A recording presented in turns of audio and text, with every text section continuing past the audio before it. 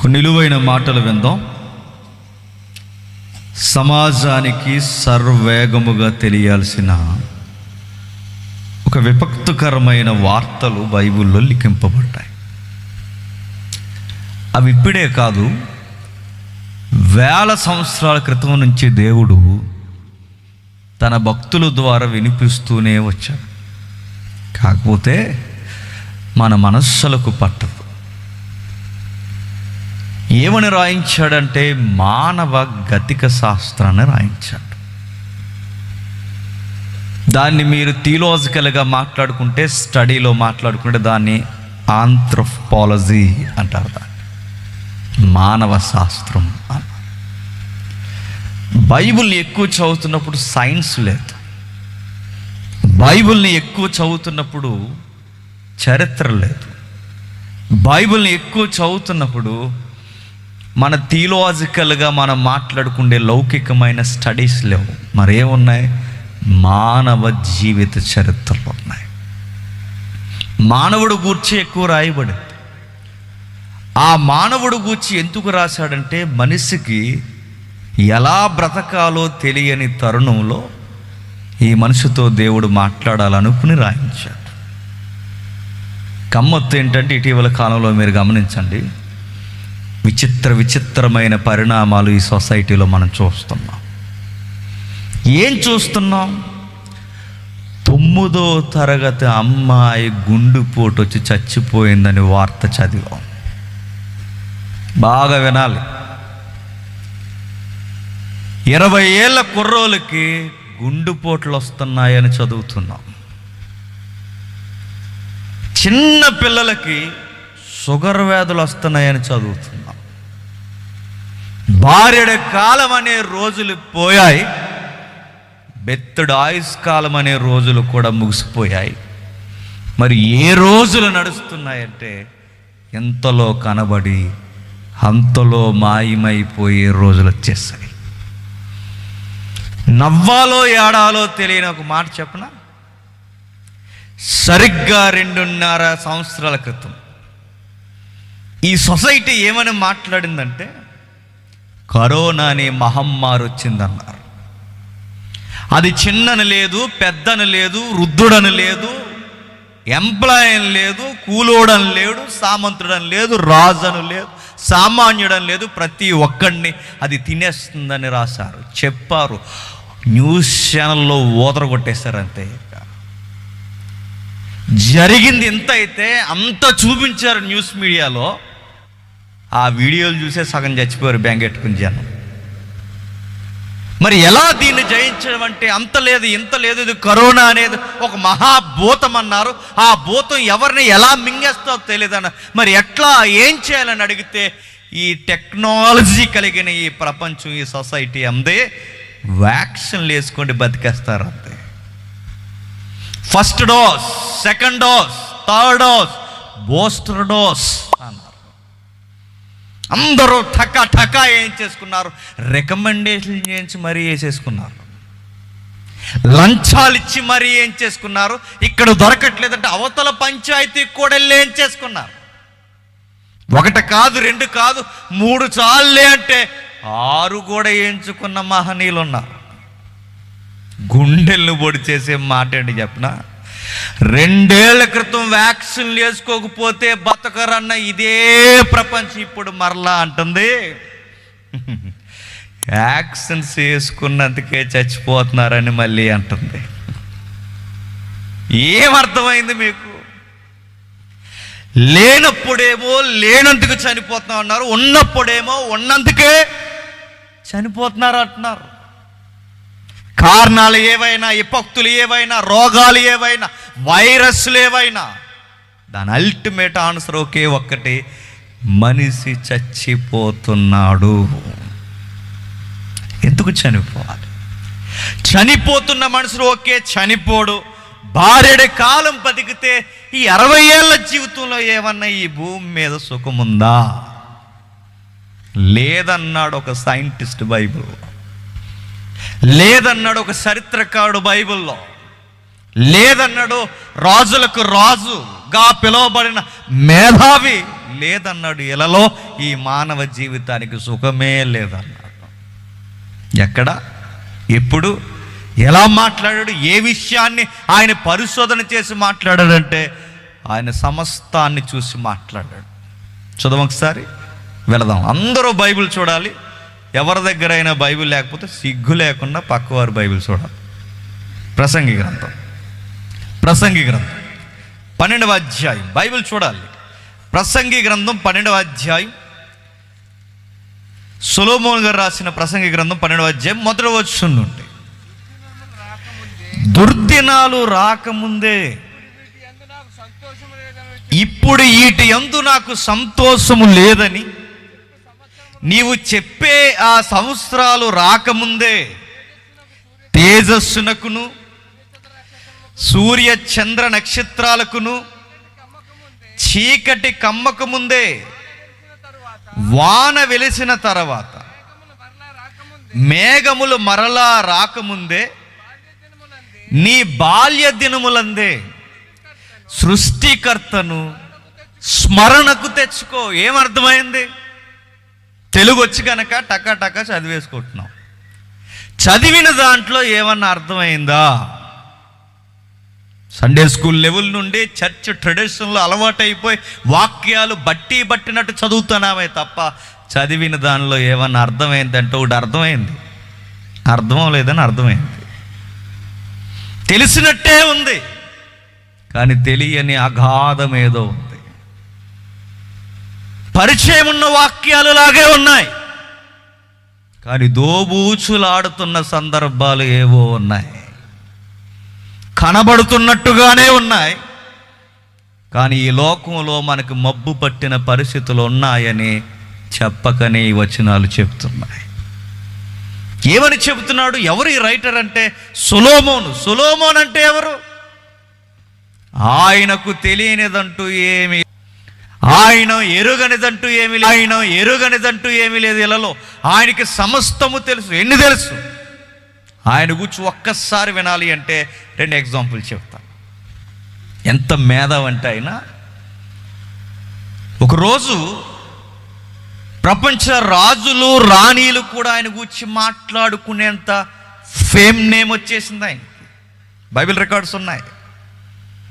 మనం చదువుకునే టైంలో సరిగ్గా ఒక 15, 16 లేదా ఒక 20 ఏళ్ళు వెనక్కిపోతే ఎప్పుడో పాత ఇంగ్లీష్ నాన్ టేల్స్ అని ఉండేవి. ఆ నాన్ టేల్లో కింగ్ సాల్మన్ అని ఒక లెసన్ ఉండేది. ఆయన గురించే ప్రత్యేకంగా మన ఇండియాలో ఉన్న టెక్స్ట్ బుక్కుల్లో, ఇంగ్లీష్ టెక్స్ట్ బుక్కుల్లో లేదా ఇంగ్లీష్ నాన్ టేల్లో సొలొమోను గురించి ఉండేది. అందులో కొన్ని ఎగ్జాంపుల్స్ ఉన్నాయి. కొన్ని ఎగ్జాంపుల్స్ మన గురువులు కూడా కలిపి చెప్పారు. ఆ ఎగ్జాంపుల్ ఇప్పటికీ చాలామంది సుపరిచితంగా చెప్తారు. అందు ఆయన జ్ఞానానికి సరిపోయే ఎగ్జాంపుల్ అది. ఏం చెప్పారు? సొలొమోను అంత మహాజ్ఞాని ఉన్నాడట అని రాణీలు, సామంతులు, రాజులు అందరూ మాట్లాడుకుంటే అంత జ్ఞాన ఆయన సంగతి చూద్దామని శాబాదేశపు రాణి ఆయన దగ్గరకు వచ్చిన ఉదంతం బైబిల్లో ఉంది. వచ్చినప్పుడు ఏం చేసింది? చాలా ప్రయోగాలు చేసిందట ఆయన మీద. నువ్వు నిజముగా జ్ఞానవంతుడో కాదో నేను తెలుసుకోవడానికి ఇదిగో నీకు కొన్ని టెక్స్టులు నేను లేదా కొన్ని పరీక్షలు నీకు పెడుతున్నాను, ఆ టెస్ట్లో నువ్వు పాస్ అవ్వగలవా అని అడిగాడు. పాస్ అవ్వడం ఏంటి? పాస్ మార్కులు కాదు కదా, అందరికీ ఏ మార్కులు ఉండాలో ఆయన గ్రేడ్ ఆయన రిలీజ్ చేస్తా. అంత నాలెడ్జ్ పర్సన్. ఇంకా గట్టిగా మాట్లాడుకోవాలంటే ఐన్స్టీన్ కన్నా అన్ని పరిజ్ఞానాల్లో గొప్పోడు కింగ్ సాల్మన్. ఒక ఎగ్జాంపుల్ చెప్తాను. రాణి వచ్చింది, మీరు మహాజ్ఞానంటగా అంది. అవును అన్నట్టు. మీరు నిజంగానే మహాజ్ఞాని అయితే ఒక చిన్న పరీక్ష పెడతాను, ఆ పరీక్షలో మీరు నిలబడగలిగితే మీ దేవుడు మీరు జ్ఞానవంతులను ఒప్పుకుంటాను. బయట ఉంది ఆయన చరిత్ర. సరే చెప్పమన్నాడు. ఏమీ లేదు, నేను తీసుకొచ్చిన ఈ 10 మందిలో 10 మంది ఒకేలా ఉన్నారు చూడండి. ఇందులో 5 ఆడవాళ్ళు ఉన్నారు, 5 మగవాళ్ళు ఉన్నారు. అందరూ ఆడపిల్ల వేషం వేసుకుని ఉన్నారు. మీరు సింహాసనం దిక్కుండా, వారిని టచ్ చేయకుండా, కనుసైగతో చూస్తూ, అందులో 5 ఆడవాళ్ళు ఉన్నారు, 5 మగవాళ్ళు ఉన్నారు. 5 ఆడవాళ్ళు ఎవరో చెప్పండి, 5 మగవాళ్ళు ఎవరో చెప్పండి అన్నాడు. అంతేనా అన్నాడు ఈయన. అంతేనా అంటారేంటి అనుకుంది ఈవిడ. టచ్ చేయకుండా, సింహాసనం దిక్కుండా ఒకే ఒక్క మాట అన్నాడు, ఏమీ వద్దు, ఆ గుమ్మం దగ్గరకు పోయి కాళ్ళు కడుక్కొని రమ్మాను, అందులో 5 ఆడవాళ్ళు ఎవరో చెప్పేస్తా అన్నాడు. వెళ్ళారు, కాళ్ళు కడుక్కున్నారు. ఆ నడిచి వస్తున్నప్పుడు ఇటువైపు ఉన్న వాళ్ళందరూ ఆడవాళ్ళు, ఇటువైపు ఉన్న వాళ్ళందరూ మగాళ్ళని. మేడం గారికి ఏం అర్థం లేదు. సర్జీ ఎలా చెప్పగలిగారని అడిగింది. ఒకటే అన్నాడు, వాళ్ళ కాళ్ళు కడుక్కునే విధానమే చెప్తుంది అన్నాడు. మీకు అర్థమైందో లేదో. ఇప్పుడు ఒక యాడ్ వచ్చేది క్రికెట్ చూస్తున్నప్పుడు, పెళ్ళికొడుకు మారువేషం వేసుకుని, ఈ సమ్మర్ టైంలో వచ్చేది యాడ్, మారువేషం వేసుకుని పోయి అందరిలో కూర్చుంటే పెళ్లి కూతురు కనిపెట్టాలన్నమాట. వీడిల్లు అందులో కూర్చుంటాడు, పెళ్లి కూతురు వస్తుంది. వచ్చిన తర్వాత కనిపెట్టండి మీ యజమాని ఎక్కడున్నాడంటే, అటు ఇటు వెళ్ళి కళ్ళకు గంతలు కట్టినా వెళ్ళి సరిగ్గా అని పట్టుకుని తీసుకొస్తుంది. ఎలా చెప్పగలుగా, హౌ అంటాడు. ఎలా చెప్పగలుగో, ఎలా తెలిసింది అనగానే ఆవిడంటది తిరిగిలేని ఆన్సరు, ఆ పరిమళమే చెప్పింది అన్న. Borrow plus. సొలొమోను గారు వాసన చూసి చెప్పలా, సొలొమోను గారు టచ్ చేసి చెప్పలా. మరి సొలొమోను గారు ఎలా చెప్పారు? వాళ్ళ కాళ్ళు కడుక్కునే విధానం నిజమే, ఆడవారు నీళ్లు వాడే విధానం ఒకలా ఉంటుంది, మగాళ్ళు దబదబా పోసేసే విధానం ఒకలా ఉంటుంది. పైగా ఆ కడుక్కుని నడిచి వస్తున్నప్పుడు వారి వాకింగ్ స్టైల్ బట్టి చెప్పేశాడు. ఇది నా వివరణ అన్నాడు. మతిపోయింది మేడం గారి. ఇంకొక టెస్ట్ అంతే, వెళ్దాం. మన టెస్ట్లోకి వెళ్ళడానికి, టెక్స్ట్లోకి వెళ్ళడానికి ఆ టెస్టులు చూద్దాం. మరొక ఎగ్జాంపుల్ చెప్పు. ఇంకేమున్నాయని అడిగితే అది ఇంగ్లీష్ నాంటేల్లో ఉంటుంది. ఇంకేమున్నాయని అడిగితే ఆవిడ చెప్పింది, ఏమీ లేదు సర్జీ, సింహాసనం మీద అట్టానే కూర్చోండి, కిందకి దిక్కండి, దిగకుండా టచ్ చేయకుండా మీరు ఏం చేస్తారంటే, ఇందులో ఒక ఒరిజినల్ రోజా ఉంది, ఒక డూప్లికేట్ రోజా ఉంది. అంటే నిజమైన గులాబీ ఉంది, నకిలీ గులాబీ ఉంది. వాసన చూడకుండా, టచ్ చేయకుండా, సింహాసనం దిక్కకుండా, ఇదిగో ఇందులో ఒరిజినల్ ఏదో డూప్లికేట్ ఏదో చెప్పండి అన్నాడు. సింహాసనం మీద కూర్చున్న సొలొమోను గారు అన్నారు, ఎవరక్కడ అని అడిగాడు. భటులు వచ్చారు, ఇండో ఓపెన్ చేయరా అబ్బాయి అని చెప్పాడు. ఓపెన్ చేశాడు. సొలొమోను గురించి చదువుతున్నప్పుడు, ప్రసంగి చదువుతున్నప్పుడు మొదటి 2 అధ్యాయాలు చదవండి. ఆయనకు ఒక టేస్ట్ ఉందట. ఆ టేస్ట్ ఏంటో తెలుసా? ఆయన ప్యాలెస్ చుట్టూ ఉద్యానవనాలు నాటిస్తాడట. ఉద్యానవనాలే కాదు, కావలసిన ఫలభరితమైన మొక్కలు, పుష్పాలకు సంబంధించిన ప్రతి చెట్లు మొక్కలు అన్నీ నాటిస్తాడు. అంటే ఆయన చుట్టూ చాలా మొక్కలు ఉంటాయన్నమాట. ఇప్పుడు ఎప్పుడైతే ఆ ఇండో ఓపెన్ చేశారో, ఓపెన్ చేసిన తర్వాత ఆ 2 రోజులు పట్టుకెళ్ళి అక్కడ నిలబడమన్నాడు. చుట్టూ మొక్కలుండి చిన్న చిన్న మొక్కలు ఉన్నాయి కనుక ఈ మొక్కలకి తుమ్మెదలు తిరుగుతుంటాయి. ఈ తేనెటీగలు లాంటివి తుమ్మెదలు తిరుగుతుంటే సొలొమోను గారు 2 రోజులు పట్టుకెళ్ళి అక్కడ పెట్టమన్నప్పుడు ఒక తుమ్మిద ఎగురుతూ ఎగురుతూ వచ్చి ఒరిజినల్ రోజా మీద ఆలింది. అప్పుడు మేడం చెప్పాడు, ఇది ఒరిజినల్, ఇది డూప్లికేట్. మేడం గారికి మతిపోయింది. అప్పుడు అంది, మీరు నిజముగానే జ్ఞానవంతులు అని. ఇంకా ఆయన జ్ఞానవంతుడని తెలుసుకోవాలి అంటే, ఎందుకంటే ఆయన గురించి ఆయనకి మానవ జీవితాల్లో ఏం జరుగుతాయో జరగబోతాయో ఆయనకు బాగా తెలుసు కనుక ఆయన క్యాపబిలిటీ మనకు తెలియడానికి ఎగ్జాంపుల్స్. ఇంకా ఏమున్నా ఆయన గూర్చి ఆ ప్రసంగి అలాగే వదలండి.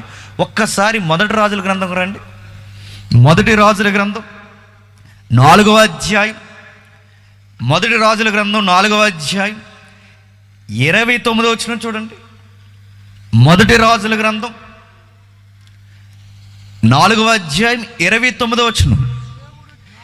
దేవుడు జ్ఞానమును బుద్ధిని వర్ణింప సఖ్యము కాని వివేచన గల మనస్సును సొలొమోను గారికి దయచేసెను గనుక సొలొమోను కలిగిన జ్ఞానము తూర్పు దేశస్థుల జ్ఞానము కంటెను, ఐగుప్తీల జ్ఞానం అంతటి కంటెను అధికమై ఉండను. ఏమర్థమవుతుంది? తూర్పు దేశాలుగా అటు ఆఫ్రికా ఏదైతుందో దాని క్యాపిటల్గా అటు ఇటు మధ్యస్థంగా ఉన్న ఐగుప్తి కూడా ఆయన ముందు దిగదుడుపట. అంత జ్ఞాని ఆయన. అంత జ్ఞానం అనడానికి ఆయనకి ఏం తెలుసు? ఆయనకి చాలా విషయాలు తెలుసు. ఎన్ని విషయాలు తెలుసో కొన్ని ఉదాహరణలు ఇచ్చాడు. చూడండి 31వ వచనంలో అతడు 3000 సామెతలు చెప్పాడు. ఎన్ని చెప్పాడట? 3000 సామెతలు. ఆయన చెప్పిన సామెతలు మచ్చుకి కొన్ని రికార్డ్ చేసి బైబిల్లో పెట్టారు. ఆ సామెతలు ఎప్పటికీ భూమి మీద ఎవడో ఎప్పటికీ చెప్పలేడు. అలాంటి సామెతలు చెప్పాడు ఆయన.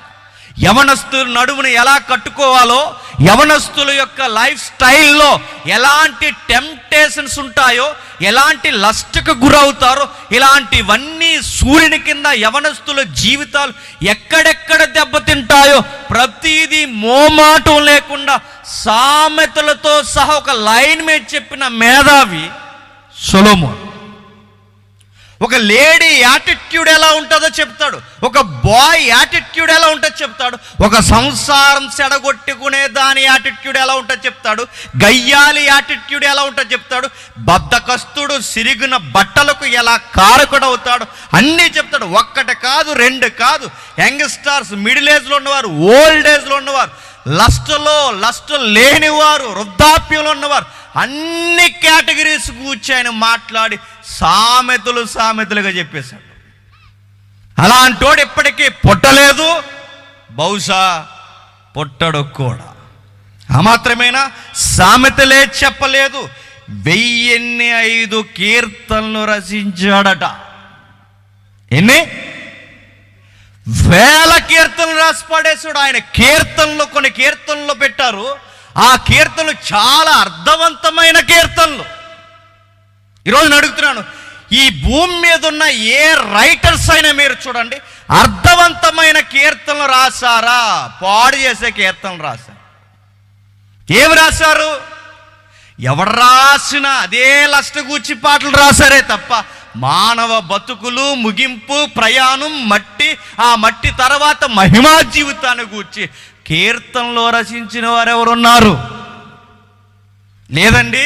మా ఇండియాలో బడా రైటర్స్ పుట్టారు అని మీరంటే నేను అడుగుతున్నాను, ఆ బడా రైటర్స్ ఆ రికార్డ్స్ బయటికి తీయండి. ఏం రాశారు? గోదావరి గట్టట, గట్టు మీద చెట్టట, చెట్టు మీద పెట్టట, ఆ పెట్ట మనసులో ఏముందో నీకు తెలుసా? అదట. ఆ చెట్టేటి, ఆ పెట్టేటి, ఆ పెట్ట మనసులో ఏదొట్టే మాకెందుకంటే మళ్ళీ దానికి ఒక రూపకలంకారంలో భాష్యం. చెట్టు అంటే చెట్టు కాదు, పెట్ట అంటే పెట్ట కాదు, పెట్ట మనసు అంటే అసలు పెట్ట కాదు, వేరే పెట్ట అన్నాడు. చెదగొట్టాడు ఎవరు లేక. ఇలాంటివి అడుగుతున్నాం. దాని వలన సొసైటీకి ఏ మోరల్ పెరిగింది? ఎవరో కొంతమంది రైటర్స్ అక్కడక్కడ దేశ భావ ప్రకటన గూర్చి, అక్కడక్కడ దేశంలో జరుగుతున్న లంచగొండ వ్యవహారాన్ని గూర్చి, అక్కడక్కడ పెత్తందారి వ్యవస్థ బడుగు బలహీన వర్గాల్ని తొక్కుతున్న విధానాన్ని గూర్చి అక్కడక్కడ అప్పుడప్పుడు గొంతెత్తి రాశారేమో కానీ సిరివెన్నెల సీతారామ శాస్త్రి లాంటి మహనీయులు. మిగిలిన వారు అందరూ చూడండి, అందరూ రాసేది ఆకాశం గూర్చి, నేల గూర్చి, దాని వంపు సంపులు గూర్చి, ఇవే పాటలు కదండి. ఆకాశం ఎలా ఉంది, భూమి ఎలా ఉంది, అన్ని ఆడపిల్లల మీదే పాటలు. ఒక్క పాట ఈ సొసైటీకి లేదా యవనస్తులకి ఈ సామెత, ఈ కీర్తన హెచ్చరికగా బాగు చేస్తుందని ఒక రైటర్ ఎక్కడున్నాడు చెప్పండి? ఎప్పుడో మంచి వాళ్ళు వెళ్ళిపోయారు. అందుకే సొలొమోనుని దాటేవారు లేరు, రారు, ఎప్పటికి ఇలాంటివి దొరకవు. అందుకే దేవుడు 10లో పరిశుదాశాడు.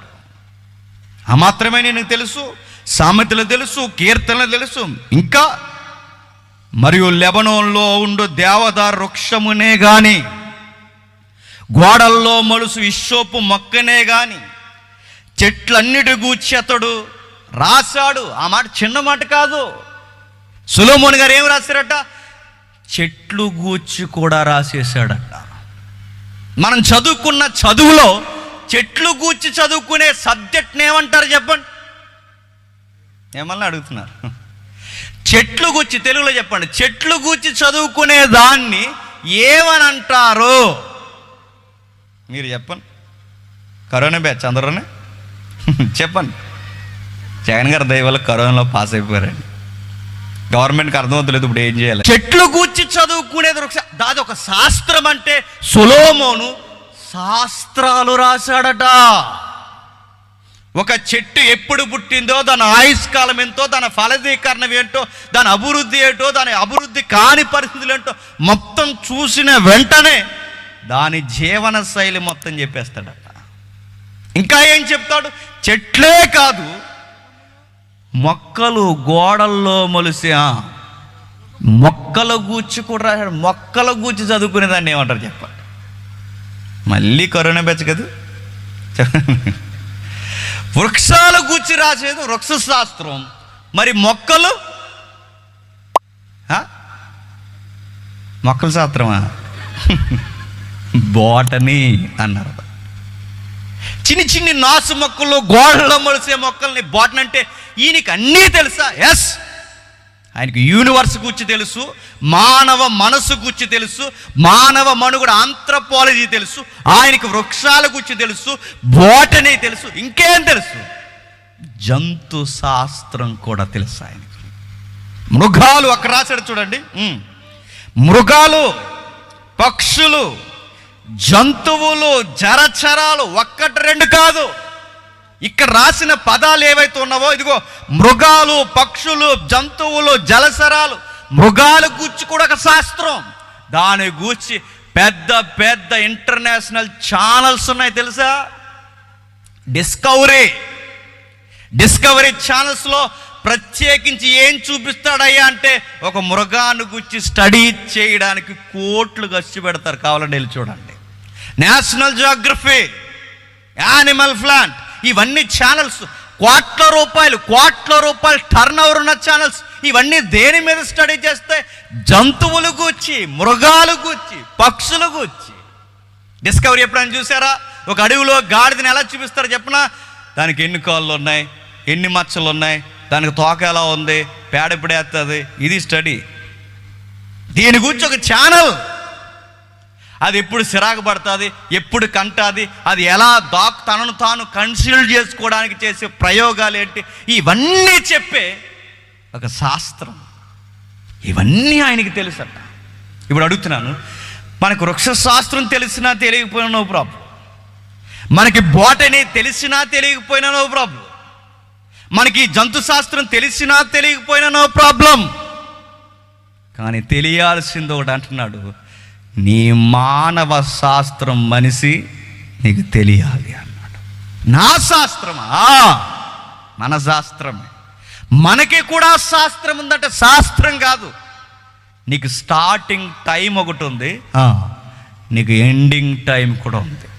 మన భాషలో చెప్పుకోవాలంటే మనకి పుట్టినరోజే కాదు, చెప్పండి, ఈ మాట నచ్చదు మనకి, చచ్చే రోజు కూడా ఉందట.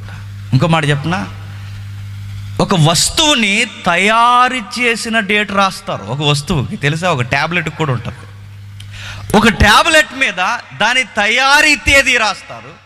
అలాగే దాని ఎక్స్పైర్ అంటే దాని ముగిసిపోయే డేట్ కూడా దాని మీద రాస్తారు.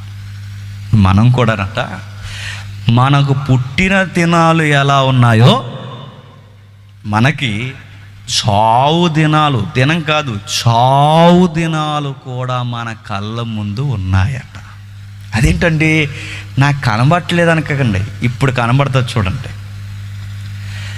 బళ్ళు అంటే మనమే, బోరుకు వచ్చేస్తున్నాయి ఈ మధ్య, చూసారు లేదు. ఒకప్పుడు అంత దూరం ఉన్న వాళ్ళు కనబడేవారు. నీకు 25-30లో పడ్డాక ఎక్కడున్న వాళ్ళు కూడా కనబడట్లేదు. అది ఏ గుర్తు అంటారు చెప్పాలి. నీకు ఆ దినాలు స్టార్ట్ అయ్యాయి.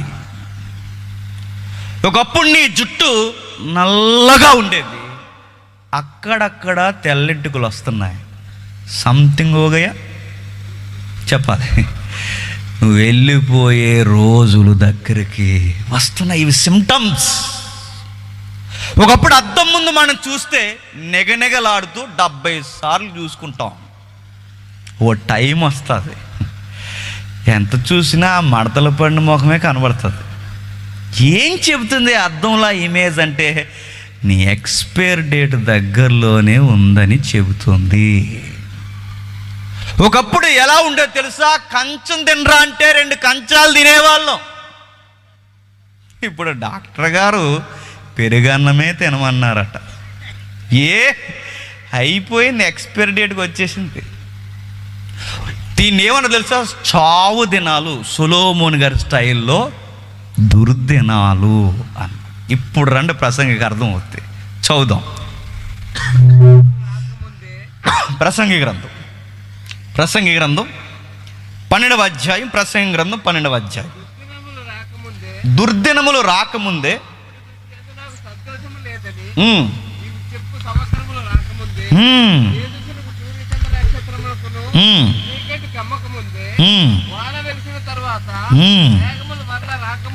మేఘములు మరలా రాకముందే, నీ బాల్య దినములందే నీ సృష్టికర్తను స్మరణకు తెచ్చుకో. అంతా చూసేశాడు. సూర్యుని కింద వృక్షాలు ఎలా ఉంటాయో చూస్తాడు, సూర్యుని కింద మొక్కలు ఎలా ఉంటాయో చూస్తాడు, సూర్యుని కింద జంతువులు ఎలా ఉంటాయో చూస్తాడు, ఈ సూర్యగోళం కింద ఈ పరిస్థితులు ఎలా ఉంటాయో చూస్తాడు. అన్నీ చూసిన ఆయన సంతోషాలు ఎలా ఉంటాయో చూస్తాడు, దుఃఖాలు ఎలా ఉంటాయో చూస్తాడు, పిచ్చి చర్యలు ఎలా ఉంటాయో చూస్తాడు, నవ్వులు ఎలా ఉంటాయో చూస్తాడు. అన్నీ చూసిన ఆయన మానవ జీవితానికి ఎండింగ్ డేస్ ఎలా ఉంటాయో చూశాడు. అది చూస్తూ ఈ పుస్తకం చివరి రాస్తున్నాడు. ఏమని రాస్తున్నాడు? అవి దుర్దినాలు. గ్రాంధికంలో దుర్దినాలంటే మీకు ఎలా ఉందో నాకు తెలియదు, కానీ వాడిక భాషలో దుర్దినాలంటే మన వాడికలో మాట్లాడుకుంటే అవి దరిద్రగట్టుపు రోజులు, దరిద్రం ఎంటాడే రోజులు. ఆ రోజులు అస్సలు బాగోవు. ఎలా ఉంటాయో తెలుసా? ఆ వయసు అయిపోయిన రోజులు దగ్గరికి వచ్చినప్పుడు గుబుక్కు మన గుండెలు అలా లబ్డబ్బను కొట్టుకునే ఆ పరిస్థితుల్లో మనం కోరుకునే తీయటి మాట అని చెప్పిన, త్వరగా చచ్చిపోతే బాగుండండి అనుకుంటా ఉంటాం. ఎగ్జాంపుల్ చెప్పిన, మొన్న ఒక వీడియో చూశానంటే, తన భార్య తన భర్తని సుమన్ టీవీ ఇంటర్వ్యూ చేస్తుంది. చాలా పెద్దోళ్ళు, 60 దాటి 70లో పడ్డారు. పెద్ద ఆవిడికి అంతే వయసు ఉంది, పెద్ద ఆయనకి అంతే వయసు ఉంది. బాగా చదువుకున్నారండి, బాగా సంపాదించారు. సుమన్ టీవీ ఆ వృద్ధాశ్రమకి వెళ్ళిన తర్వాత వాళ్ళని చూసి ఆశ్చర్యపోయింది. అడుగుతున్నారు, అమ్మ మీరు చాలా డిగ్నిటీగా ఉన్నారు, మీరు వృద్ధాశ్రమానికి రావడం ఏంటని అడిగితే ఏడుస్తూ పెద్ద ఆయన అన్న మాట ఏంటి చెప్పనా? నేను చనిపోయిన తర్వాత నేను సంపాదించిన ఆస్తుల కొరకు నా 4 కొడుకులు కొట్టుకుంటారేమో అని. బాగా వినాలి దుర్దినాలు ఎలా ఉంటాయి. నేను చనిపోయిన తర్వాత వాళ్ళ 4 కొడుకులు ఈ ఆస్తుల కొరకు కొట్టుకుని అన్నదమ్ములు ఇడిపోతారని భయమేసి నేను బతుకుండగానే ఇవన్నీ వీళ్ళకి చక్కబెట్టేయాలని, నేను బతుకుండగానే ఇవన్నీ వాళ్ళ పేర్ల మీద రాసేసానండి, ఎవరి దానికి పనిచేశాను అని. మంచి పని చేశారుగా అంటే, ఆ పంచినందుకే నన్ను ఇక్కడికి పంపించేశారండి అన్నాడు. ఏ పెద్ద అయినా అంటే ఏమీ లేదండి, అందరికీ ఎవరు వాటాల వాళ్ళకి ఇచ్చేసానికి నాతో పని లేదు, నాకు రావాల్సిన రాయితీలన్నీ ఇచ్చేసానికి నాతో పని లేదు. కోడళ్ళు వచ్చారు, మనవళ్ళు పుట్టారు, అందరూ కలిసి వారు మాట్లాడుకున్న మాట ఒకరోజు నాకు వినబడ్డది. వాళ్ళన్న మాట ఏంటంటే, మీ నాన్న మనకి అడ్డైపోతున్నాడని అన్నారమ్మా అన్నాడు. మీ అమ్మకి చాదస్తం పెరిగింది, వాళ్ళు లెగలేకపోతున్నారు, తిన్న కంచాలు తీయలేకపోతున్నారు, వాళ్ళ వలన ఈ లగ్జరీ హౌస్ డిస్టర్బ్ అవుతుంది, ఎక్కడైనా జాయిన్ చేసేయండి అన్నారట. తీసుకెళ్లారు, జాయిన్ చేసేసారు. ఏడుస్తూ సుమన్ టీవీతో మాట్లాడుతున్నప్పుడు, లేదండి ఇప్పుడు మీ కొడుకులకి చేస్తే మాట్లాడతారంటే, పెద్ద ఆయన ఇలా కళ్ళు దిడుచుకుని ఒక మాట అన్నాడేమో అని తెలుసా? మాట్లాడతారు లేదో తెలియదు కానండి, మాట్లాడి 2 సంవత్సరాలు అయిపోయింది అన్నాడు. సరే ఒకసారి ఫోన్ చేద్దాం, ఎక్కడుందంటే నెంబర్ కూడా గుర్తులేదండి. ఏదో పేపర్ మీద రాసుకున్నాడు, పేపర్ బయటకు తీశాడు, పేపర్ మీద ఉన్న నెంబర్కి ఫోన్ చేస్తే వాళ్ళ పెద్దోడు ఫోన్ ఇస్తాడు. మాట్లాడుతుంటే సుమన్ టీవీ ఆవిడ మాట్లాడుతుంది, బాబు మీ నాన్న అమ్మగారు అంటగా ఇక్కడ వదిలేసి వెళ్ళిపోయారు. అది కరెక్ట్ కదండి, ఇలా చూడడానికి బాగా వయసు అయిపోయారు, వాళ్ళ పనులు కూడా చేసుకోలేకపోతున్నారంటే నువ్వెవరు అడగడానికి అన్నాడు. లేదు మీ నాన్నగారు మాట్లాడతారంటే నాన్నకి ఇచ్చారు, నాన్న మాట్లాడుతున్నారు. ఎరా పెద్దోడా చాలా రోజులు అయిపోయిందిరా, తిన్నాం ఉన్నాం అని కూడా అడగట్లేదు. ఎప్పుడు వస్తారా అంటే ఖాళీ లేదు నాన్న, వస్తాంలే అన్నాడు. సరే నాతో కొన్ని మాటలు మాట్లాడరా అంటే నీతో మాట్లాడాలని ఉంది, మనవలను చూడాలని ఉందంటే చూద్దుగానిలే అన్నాడు. అలా కాదు నాన్న నీతో మాట్లాడుతాను, కొంచెం మాట్లాడరంటే చాలా బిజీగా ఉన్నాను, తర్వాత చేయి అన్నాడు. పోనీ మీ అమ్మకు ఒక్కసారి పలకరించడంటే అమ్మ లేదు ఏమి లేదు తర్వాత మాడతానులే అన్నాడు. అలా ఏడిసారండి గల్లి పని పెట్టేసి ముందు ఒక ఫోన్ అన్నాడు, రే మీకు ఏం తక్కువ చేశాను రా, బాగా చదివించాను, బాగా కూడా పెట్టాను, మీరు గొడవలు పెట్టుకోకూడదని అన్నీ విడదీసి మీకు ఇచ్చాను, ఈ టైంలో మమ్మల్ని ఎందుకురా ఇక్కడ పంపించేశారు, రే ఒకసారి నన్ను ఇంటికి తీసుకెళ్ళండి రా అంటే తమ్ముడిని అడిగి చెప్తానులే అన్నాడు. కనీసం నలుగురు ఒక్కొక్కడు 15 రోజులైనా ఉంచుకుని మమ్మల్ని ఉంచుకోండిరా మీ దగ్గర అంటే వాళ్ళ అన్న మాట ఏంటి చెప్పనా, మీరుంటే ఇల్లు పాడవుతుంది, అందుకే ఇక్కడ వద్దు అక్కడే ఉండండి అన్నారు. దుర్దినాలు. ఆ దినాలు ఎలా ఉంటాయో తెలుసా? ఈ ప్రసంగి చాలా స్పష్టంగా రాస్తున్నాడు 4వ వచనంలో. ఆయన రాస్తూ కిందకి అంటున్నాడు 4వ వచనంలో ఒక మాట, పెట్ట యొక్క కోతకు ఒకడు లేచు. పెట్ట యొక్క కోతకు ఒకడు లేచినంటే ఎవడా పెట్ట కోతకు లేచింది? వయసు అయిపోయిన వాళ్ళు. మీరు వెళ్ళి చూడండి, మన ఇళ్ళల్లో ఉన్న పెద్దమ్మల్ని, మన ఇళ్ళల్లో ఉన్న నాన్నమ్మల్ని, మన ఇళ్ళల్లో ఉన్న అమ్మమ్మల్ని, తాతయ్యల్ని, వాళ్ళని చూడండి ఒకసారి. రాత్రులు వాళ్ళు నిద్రపోరు, వాళ్ళకి చిన్న ఇణికుడు వస్తే లేచి కూర్చుంటారు. అలా ఒంటరిగా కూర్చుని బయటికి వెళ్ళలేక లోపలికి రాలేక ఆ మంచం మీద కూర్చుని అలా మూలుగుతూ ఉంటే కనీసం వచ్చి నీకెందుకు నిద్ర పట్టట్లేదని అడుగుతారు అనుకుంటున్నారు ఈ మనవాళ్ళు మనవరాళ్ళు కొడుకులు. కనీసం దాహం వేస్తుందిరా, ఒరే నీళ్ళు ఇవ్వండిరా, దాహం వేస్తుందిరా కొంచెం నీళ్ళు ఇవ్వండి 10 సార్లు అడిగితే అంటారు పడుకో వద్దుందా అది కానీ మజ్జిగ కాదు కదా, పచ్చి నీళ్ళు కూడా ఎవరు. ఆ టైంలో ఆ వయసు అయిపోయిన తర్వాత నేను సీరియస్గా చెప్తున్నా, అది నువ్వైనా నేనైనా ఈ లోకానికి అక్కడికి రాని చుట్టాలతో సమానం. మనం గుర్తు అవే దుర్దినాలు. నీ సొంత కొడుకులు, నీ సొంత మనవళ్ళు, నీ సొంత కూతుర్లు, నీ రక్తాన్ని కష్టాన్ని పీక్కుని పుట్టిన ఈ పెత్తందారిగా వ్యవహరిస్తున్న ఈ మనుష్యులు, నీ కుటుంబ సభ్యులు, ఎవరి కొరకు ఎల్ఐసీలు కట్టావో, ఎవరి కొరకు పాలసీలు కట్టావో, ఎవరి కొరకు. మరికొంతమంది 2 యాంగిల్స్ రాశాడు చూడండి. పెట్ట యొక్క కోతకు ఒక లేసును, సంగీతముచ్చే స్త్రీలు, నాదముచ్చే వారందరూ నిశ్శబ్దమైపోతారు. ఏమైపోతారు? సంగీతం అంటే కొంతమంది వృద్ధులకు ఏమీ వినబడదు, కొంతమందికి వినబడలేసిపోతారు, కొంతమందికి ఎన్నిసార్లు పిలిచినా వినబడదు. ఒకసారి పిలుస్తారు, 2 సార్లు పిలుస్తారు, పిలుస్తుంటే పలకట్లేదని కోడళ్ళు కొడుకులు లేవలేని తల్లుల్ని తన్ని పలకరించే వాళ్ళు ఉన్నారు తెలుసా. రేపొద్దున్న అదే స్కేల్ ప్రతి మనిషికి వస్తుందట.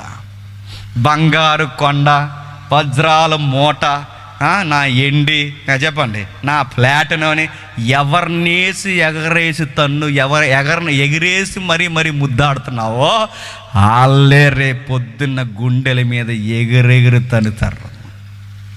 మనకు వీడియో చూడండి. ఆ వీడియోలో వయసు అయిపోయిన ఆవిడ అక్కడ కూర్చుని ఉందండి, పెద్దవిడ. ఎవడో నీలాంటోడు నాలాంటోడు పోయి అందరికీ దానం చేస్తున్నప్పుడు పంచుతున్నప్పుడు ఆ పులిహార పొట్ల పట్టుకెళ్ళి ఆ పెద్దమ్మకి ఇచ్చాడు. పెద్దమ్మ పులిహార పొట్టలు తీసుకుని తన చెంగిని ఎక్కడో కట్టుకుందండి. ఎవడో ముక్కు మొక్కం తెలియనోడు వచ్చి ఈరోజు గుప్పెడి మెతుకులు పెడితే వాడి కష్టానికి డబ్బులు ఇచ్చేయాలనుకుంటుందంటే ఆవిడ అడుక్కునేదా? ఎన్నున్నాయి అనుకుంటున్నారు సొసైటీలో. వృద్ధాశ్రమంలో జాయిన్ చేసిన కొన్ని అయితే రాజమండ్రిలో కోడల్లో చెప్పండి మనకే ఇది పక్కా. ఇవి దుర్దినాలు. దుర్దినాలు రాకముందే వీటి యందు నాకు సంతోషము లేదు, సంతోషము లేదు, సంతోషము లేదని చెప్పు దినాలు మానవుడా నీకు రాకముందే నిన్ను పుట్టించిన దేవుడు ఏం కోరుతున్నాడో తెలుసుకో. నీ సృష్టికర్త ఎవరో తెలుసుకో. నిన్ను పుట్టించిన దేవుడు అంటావో, భగవంతుడు అంటావో, లేదా అదృశ్య శక్తి అంటావో, ఏమని పిలుస్తావో తెలియదు, కానీ ఒక క్రియేటర్ ఉన్నాడు. ఆ సృష్టికర్త నీ నుంచి ఏమి కోరి నీ మనుగడ రాశాడో అది తెలుసుకో. అది ఎప్పుడు? నీ బాల్య దినాల నుంచే తెలుసుకో. ఎప్పుడో వయసు అయిపోయిన తర్వాత బైబిల్ ఎట్టు తిరుగుతానంటే, వయసు అయిపోయాక నీ కళ్ళు కనబడేడితేగా నువ్వు బైబిల్ చదవడానికి. వయసు అయిపోయిన తర్వాత దేవుని కొరకు పాటలు పాడుతుంటే అప్పుడు నీ స్వరం సహకరిస్తేగా. నీ బాల్య దినాలు ఉన్నప్పుడే ప్రభు కొరకు ఏం చేయాలో చూడు.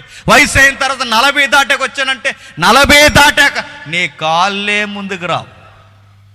ఎందుకంటే 40 ఏళ్ళు బతకమే గ్యారంటీ లేదండి. ఇప్పుడు పెళ్ళిగాని కుర్రోళ్ళు చాలామంది మీరు చూడండి, పెళ్ళిగాని కుర్రోళ్ళు ఆయన చూసి పెళ్లి కూతురు ఇంటోళ్ళు అన్నారట. ఆయన పెళ్లి చూపులు తీసుకెళ్తే పెళ్లి చూపులు చూడడానికి వెళ్ళిన ఆ పెళ్లి కూతురు ఇంటోళ్ళు అన్నారట. ఏమని అన్నారు? పెళ్లి కొడుకు ఇంకా రాలేదని ఆయన్నే అడిగారట. అలా ఉంది కటౌట్. ఎందుకు అలాగ అయిపోయారు? అయిపోయింది. యవనస్తుల్లా లేరు, మధ్య వయస్కుల్లా లేరు, ఎక్కడికక్కడే ప్యాకేజీలు మోసుకుని తిరుగుతున్నారు చూడండి. కావాలంటే అయిపోయినాయి, కటౌట్లు వంగిపోయినాయి. వాడికేమో ముందుకు వచ్చేస్తుంది, వాడికి ఏమీ లేక మొత్తానికి ముందుకు వంగిపోతున్నాడు సన్నంగా అయిపోయి. ఏముంది చెప్పండి? లేదు. ఈ మానవ శాస్త్రంలో ఈ దుర్దినాలు, ఈరోజు ఈ బలవనమని మనం ఏదైతే చెప్పుకుంటున్నాం ఇవేమీ లేవు. ఆ దినాలు ఘోరమైనవి. అవి నీకు సంతోషము తెచ్చే రోజులు కాదు, ఘోరాతి ఘోరంగా ఉంటాయి.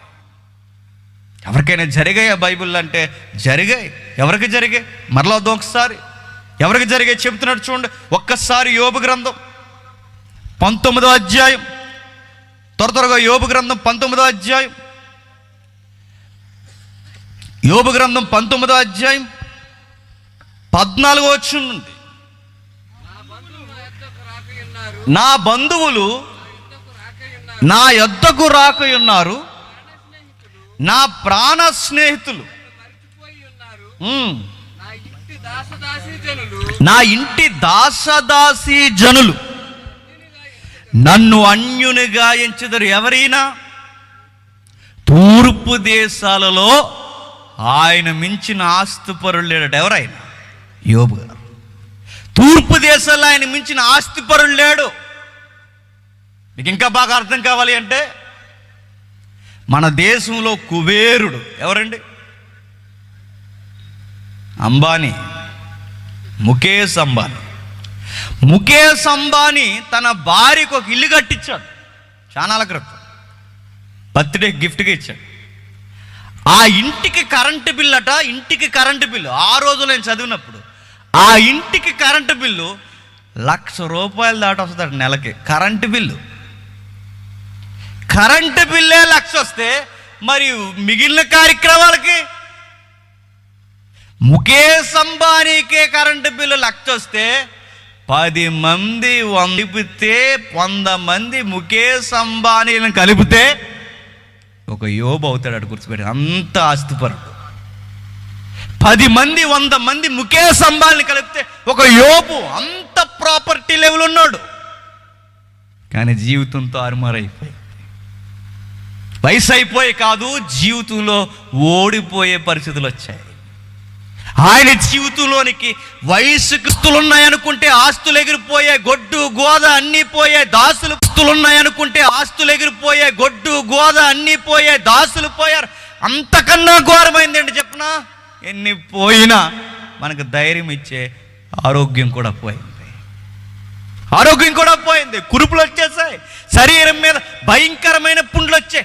ఎంత ఎక్స్ట్రీమ్కి వెళ్ళిపోయిందంటే ఆ డిసీజ్, ఆ రోగం, పెంకులు తీసుకుని గోక్కుంటే కానీ ఉండలేనంత స్థితి వచ్చిందంటే ఎంత ఎక్స్ట్రీమ్కి వెళ్ళిపోయిందో చూడండి. ఆ రోగం అయిపోయింది. ఎవరు లేరు, మొత్తం పోయారు. పరిస్థితులు పోయాయి. సింహాసనాలు లేవు, అధికారాలు లేవు, దాసులు లేరు, ఎవరు లేరు. అలాంటి టైంలో అలా ఆవిడ వచ్చింది దగ్గరికి. ఇంకా బతుకున్నావేడే, చచ్చిపోయినా ఇంకా చంపేయడానికి, ఇంకా బతుకున్నావేంటి? నేనైతే ఎప్పుడో చచ్చిపోయాను. ఈ పుల్లలెట్టే వాళ్ళు ఎప్పుడు ఉండరండి. మనం ఏడిపోయేదో మనం ఏడుతుంటే పక్క వచ్చి నువ్వు కాబట్టి అలా ఉన్నావు, కానీ నువ్వైతే ఏం చేద్దు, నువ్వైతే ఏం చేయవు, కానీ మాకు ఎక్కిస్తావు. చాలామంది స్నేహితుల్లోనూ ఇరుగు పొరుగు నేను అంటుంటారు, వాళ్ళ మాటలు అస్సలు వెనకండి. ఎలా భరించున్నావు అంటే బాగానే భరించున్నావు అని చెప్పండి. ఎలా తట్టుకుంటున్నావు, బాగానే తట్టుకుంటున్నావు అని చెప్పండి. ఇలా నీకు ఇలా జరుగుతుంది, నువ్వు ఎలా మౌనం కొట్టున్నావు, బాగానే ఉంటానని చెప్పండి. మరి ఏం చేయాలని అడిగితే చెప్తారు మనకి సేటపారుతాం. నేనైతే నరికేద్ది నీ యాదవ్ అన్నట్టు. ఇప్పుడు ఆ మాటకి ఇన్స్పైర్ అయిపోయి నరికేమనుకోండి, ఆవిడ బాగానే ఉంటుంది, నేను తీసిపోతాను. అలాంటి మాటలు ఎక్కించుకోకండి. వాళ్ళు ఎన్నో చెప్తారు, వాళ్ళు చెయ్యని పనులు మనతో చెప్పించే ఈ సాతాను మోకలు చుట్టూ ఉంటే అందులో ఒక సాతాను వచ్చింది. యోబు భార్య సాతాను. సాతాను ఆమె రూపంలో ఉంది, వచ్చింది, మాట్లాడుతుంది, ఏమనంటుంది, చనిపో అని. చనిపోకుండా మళ్ళీ దేవుణ్ణి ఎక్కిరించి చనిపో అంట.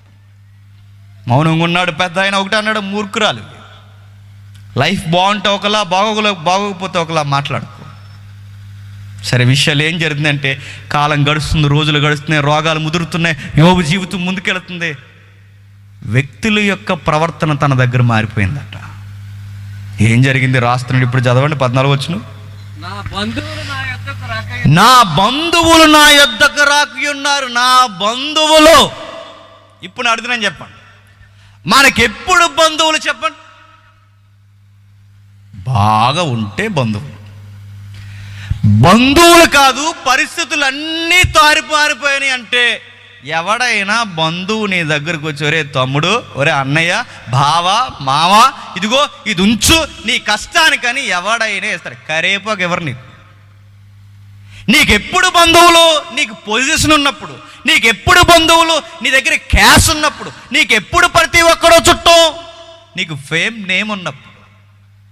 టపక్ మన ఎమ్మెల్యే అయిపోయాను ఇక్కడ నువ్వే ఎవరో ఒకరు ఎమ్మెల్యే లేదా లోకల్ ప్రెసిడెంట్ ఏదో ఒకటి అయిపోయావు అనుకోండి, వెంటనే మనల్ని ఏమంటారు తెలుసా? ఇదిగో ఆయన ఎవరు అనుకుంటున్నారు, ఎవరు తాతయ్య గారు, బాబాయ్ గారు, తాలే అటు నుంచి ఇటు నుంచి అటు బీరకాయ పీస్ ఏమవుతాడు, మామేమవుతాడు, మాకేమనుకుంటున్నావు అంట.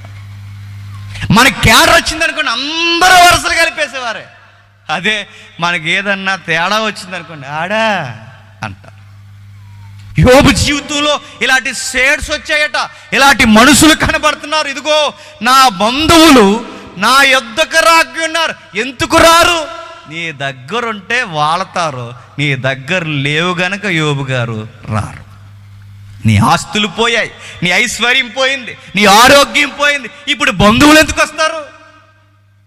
అందుకే ఎవరో కవి అన్నాడు, బంధువులంటే బంధువులు కాదు, వాళ్ళు రాబంధులు అన్నారు. రాబంధులు ఎప్పుడు వస్తే ఏదైనా మేత ఉంటేనే వస్తాయి. ఎప్పుడు వస్తారు? మన దగ్గర ఏమైనా ఉంటేనే వస్తారు. ఆయన దగ్గర ఏముంది? ఆయనకి గోక్కోవడానికి సరి అయిన పెంకిలే లేవు. అలాంటి పొజిషన్ పడిపోయింది, ఆయన జీవితం తారుమారైపోయింది. బంధువులు రావట్లేదు, ఇంకెవరు రావట్లేదు. నా ప్రాణ స్నేహితులు నన్ను మరిచిపోయారు. యోబు గారంటే యోబు ఎవరండి అన్నారు. ఒకప్పుడు యోబు గారంటే యోబు అంటే ఎవరనుకుంటున్నావు? రిచెస్ట్ ఫ్రెండ్, మై ఫ్రెండ్ అనేవారు, my close friend, my close follower అనేవారు. నీ పర్సులో డబ్బులుంటే నీ క్లోజ్ ఫ్రెండ్స్. నీ పర్సులో నీ జీవితంలో ఏదన్నా తేడా వచ్చిందో నీ క్లోజ్ ఫ్రెండ్స్ అంటారట. ఎవడండి ఆడు గుర్తురాట్లేదు అంటారట. నిజంగానే చాలామంది తమ్ముళ్ళు, చాలామంది అన్నలు ఉన్నారు, చాలామంది పెద్ద పెద్ద మాటలు చెప్తారు. స్నేహితులు అంటే ఏమనుకుంటున్నావు? స్నేహితులు అంటే ముస్తఫా అన్నారట. ముస్తఫా ముష్టెత్తుకునేలా చేస్తారు ఏమనుకుంటున్నావు? ముస్తఫా ఎవడు రాడు. నీకు నేను, నాకు నువ్వు, నీ రక్తానికి నా రక్తం, నా రక్తానికి నీ రక్తం. బావా నీ కొరకు నేను ప్రాణం పెడతానన్న ఈ దొంగలు బొడిద్దాయిలే నీకు ఏదన్నా జరిగిందో నీకు సహకారం కూడా చేయరు. అక్కడ వరకు ఎందుకండి, రోడ్డు మీద అప్పుడప్పుడు పోలీసు వాళ్ళు బల్లి ఆపుతారు చూసారు, తోలుతున్నవాడిని వెనకాల వదిలేసి పారిపోతాడు ఇంకొకడు. అక్కడ తెలిసిపోవాలి నీ ఫ్రెండ్ అలాంటాడు. ఆ బైక్ చెకింగ్ చేస్తుంటే ఇప్పుడు ఏం తీసుకెళ్ళి జైల్లో ఏం వేశారు, జస్ట్ బైక్ చెకింగ్ చేసి ఫైన్ రాస్తారు. ఆ ఫైన్ వేసే దగ్గర ఆ నుదిలేసి వెళ్ళిపోతాడు వీడు. ఇన్నిసార్లు చూసానండి నేను. ఆ నుదిలేసిపోతాడు. ఒకరిద్దరు ములుగుతున్నారు, ఆ ములుగుతుంటే ఒక కెరటం ఎదరికి వచ్చింది. కెరటం ఎదరికి వస్తే ఆ నుదిలేసి వచ్చేస్తున్నాడు. మరి ఆడు పోతే పోయిన తర్వాత చూసుకుందాం అంటున్నాడు. చూసారా, స్నేహాలు అక్కడే తెలుస్తాయి. చాలామంది అనుకుంటా గుప్పడి మెతుకులు తినే దగ్గర ఒక ముద్ద ఎడితేనో, బిస్కెట్ తినాడు బిస్కెట్లో ఆఫ్ ఎడితేనో, సిగరెట్లో ఆఫ్ ఇస్తేనో ఇదే బెస్ట్ ఫ్రెండ్ అని ఎవడ చెప్పాడు? తినేసే ఫ్రెండ్షిప్లే. మళ్ళీ ఇంకో పోయే కాలం ఏంటి చెప్పినా, ఆడవాళ్ళకి మగోళ్ళు స్నేహితులు, మగోళ్ళకి ఆడవాళ్ళ స్నేహితులు. ఇప్పుడో పాట ఉండేదండి, ప్రతి ఒక్కరికి ఒక గర్ల్ ఫ్రెండ్ ఉండాలరా. ఉండి గర్ల్ ఫ్రెండ్ అంటే ఏమనుకుంటున్నా, బూస్ట్ అన్నారా? బూస్ట్ కాదు, బూడిది. నా గర్ల్ ఫ్రెండ్ ఎప్పుడవుతుంది చెప్పినా, పైసలు ఉన్నప్పుడే. తేడా వచ్చిందా నీ ముఖం కూడా చూడదరా భయ్యా అని చెప్తుంది బైబిల్. చూడరు. అందుకే నా ప్రాణ స్నేహితులు నన్ను మర్చిపోయారు, నా ఇంటి దాసదాసీలు నన్ను అన్యుడంటే పట్టించుకోలేనట్టు వెళ్ళిపోతున్నాడు యోబు పక్క నుంచి. ఇప్పుడు ఇలా రండిరా. ఒకప్పుడు యోబు బాగున్నప్పుడు రే అంటే టకటకానొచ్చి అయ్యా చెప్పండి అయ్యా అనేవారట. ఇప్పుడు యోబు గారు వచ్చారే, ఇక్కడ అది ఉంది, ఇక్కడ ఇది ఉంది, ఇది తీయండి రా అంటే యోబు గారు అట్లా ఎంత పిలుస్తున్నా ఆయన ఎవరో అన్నట్టు పోతున్నారట. చూడలేనట్టు వెళ్ళిపోదు. యోబు గారిని పట్టించుకోవట్లేదు. ఇంకా నేను వారి దృష్టికి పరదేశనైపోయాను, నేను నా పని వారిని పిలవగా వాడు ఏం పలక్కుండా ఉన్నాడు, నేను వానిని బతిమాలు కొనవలసి వచ్చాను. ఏమైందట? బతిమాలు కొట్టినారట. ఒకప్పుడు ఆయన ఏదన్నా చిన్న మాట అంటే గ్లాసు నీళ్ళు తేరంటే బిందె నీళ్ళు తెచ్చేవారు. ఇప్పుడు యోబు గారు ఎంత బతిమలాడుతున్నట్లేదు. ఎందుకంటే ఆయన ఓపిక నశించిపోయేది కనుక దాసులకు కూడా ఏమైపోయాడు, లోకమైపోయాడు. చాలామంది అనుకుంటారు మేము ఊరికి మోతుబరులు అనుకుంటారు.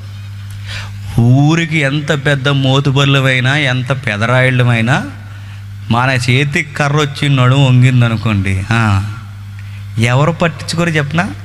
నీ మోతుబరితనం ఎవరు పట్టించుకోరు? కింద రికార్డులో ఉంది చూడండి 17వ వచనంలో, నా ఊపిరి నా భార్యకు అసహ్యమై. ఒకప్పుడు ఆవిడ ఏమంటే ఏ అంటాం, వయసు అయిపోయాక ఏ అంటాం, పట్టించుకోదు. ఒకప్పుడు వచ్చి మేసం మేలేసి లింగి పైకి కట్టి ఏమన్నావు, అది వండుతున్నానండి ఆయన. ఇప్పుడు సారు కాయే అన్నాడట, కాస్తాంలే అందట. పట్టించుకోరు. ఆపండి పట్టించుకోరు. నా ఊపిరి నా భార్యకు అసహ్యమైన. వ్యాధి ఎందును ప్రమాణాలు, బాధ ఎందును చెప్పండి, విడనాడను, సావు తప్ప ఇక ఏది మనల్ని విడదు. అవసరమైతే ఆ సావులో కూడా నీ వెనకాలే విడిదే అని దొంగ ప్రమాణాలండి. వ్యాధి ఎందు, బాధ ఎందు, కష్టమందు, కన్నీరం ఎడతెగక నీతో ఉంటానని బైబిల్ పట్టుకొని చేసిన ప్రమాణాలే. నీకు వ్యాధి వచ్చిందనుకో, నువ్వు స్నానం చేయలేదనుకో, వాసన అంటారు. డిస్కవరీ ఛానల్లో ఒకరోజు ఓ ప్రోగ్రాం చేశారండి, ఇప్పుడు ఉంటుంది యూట్యూబ్లో. డిస్కవరీ ఛానల్లో ప్రోగ్రాం చెప్పిన ఈ దంపతులందరి మీద స్టడీ చేశారు. సుమారు 100 జంటల మీద చేశారు. వాళ్ళు పురుషుల్ని అడుగుతున్నారు, స్త్రీలను అడుగుతున్నారు. అడుగుతూ ఉన్నప్పుడు ఇదిగో మేజర్గా మీ యజమానులో లేదా మీ మీ మీ భర్తల్లో మీకు నచ్చే పాయింట్, కామన్ పాయింట్ ఏముంది చెప్పండి అంటే అందరూ మేజర్గా ఎక్కువ పర్సంటేజ్లో చెప్పింది చెప్పిన ఆయన కష్టపడినప్పుడు, ఆయన ఒంటికి చెమట పడినప్పుడు అలా నలిగిపోతుంటే ఆయన మా కొరకు పడుతున్న కష్టం చాలా బాగా నచ్చుతుందండి అన్నారు. ఆ చెమటలో ఆయన ఇంటికి వచ్చినప్పుడు ఆ చెమట వాసన మా కొరకు కష్టపడిన కష్టం మాకు చాలా ఇష్టం అన్నారు. ఒకప్పుడు నిజం డిస్కవరీలో, ఒకప్పుడు ఏ చెమట అయితే నీకు ఇష్టమని నీ భార్య చెప్పిందో అదే భార్య మనం మంచం పట్టిన తర్వాత దగ్గరకు వచ్చి ముక్కు దగ్గర ఏలెట్టి పొద్దున్నే అందట ఇంకా పోలేదు అన్నదట.